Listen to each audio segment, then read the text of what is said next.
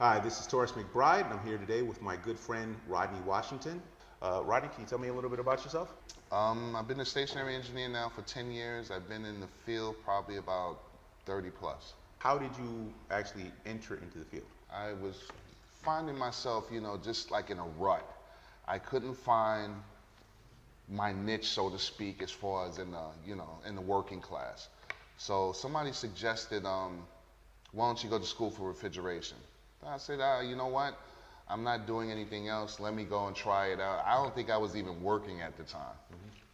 And it was the best decision I ever made. It changed my life. How old were you at the time? Yeah, probably 28. Okay. I was always mechanically inclined, but I never really tested my skills until I got into refrigeration. So what happened was I got the license, and even at that point, doors weren't swinging open at that time. I had to take low-end jobs, and I had to work my way up. Any place that was willing to teach me, that's where I went. And I jumped from job to job, but at least I saw a light at the end of the tunnel. Not like the other jobs where it was just like, why am I doing this? I hate this. It was like, you know what? When you learn something and when you love it, you take that with you. So I always saw the big picture, even back then. There's an impression where people think it's a dirty job. There's administration end on it where you're wearing the suit like you said every day. But as far as I'm concerned, I would think you would want to learn every aspect of this. You don't want to have guys doing things or actually supervising guys to do things and you haven't done it yourself. Because not only is it dirty, but it's actually a very dangerous job also. Yes. So you want to know the ins and outs. When we met, I was doing the camp. You said, hey, you're doing hands-on stuff. Can I bring my class to see it? Because the place that you were at, they didn't have hands-on things Correct. inside the class. And I was like, hey, bring them on. I know that most people in HVAC schools never get the opportunity to see equipment, get their hands on equipment.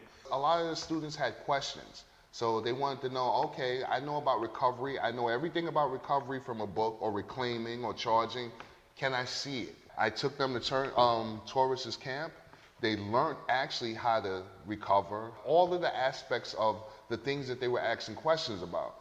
And basically, with that knowledge, it helped them, it made it easier for them to pass the test. As far as their journey, as far as being a refrigeration technician or engineer or wherever they decide to go, it definitely helped them. And that came from the students' mouth themselves. I mean, just the things that you're doing, the positive, all the things that I probably wanted to do, I see myself through you. And I have to admire you, because wow, this guy he's just doing everything and anything that he can to help people. All I had when I first got here was the license, which really didn't mean a lot because there's no hands-on as far as to obtain a license. Yes. So now when I got out in the field, I noticed I need to learn these other trades that go alongside, hand in hand with it. I need to learn plumbing. I need to learn electricity. Fortunately, I had a good company that I worked for. They would allow me to work with the electricians. I worked with the electricians for a year. Then what I did was I worked with master plumbers for a year. You think about it, these trades are passed on from grandfather to father to son. So these things take years to learn. Yeah, there's money in this field, but you have to earn it like anything else. If you feel like this job that's paying you $20 an hour is going to teach you more than this job that's paying $50 an hour, sitting in front of the computer, watching equipment, you take that $20 job, an hour job, because that's going to actually prepare you for this industry.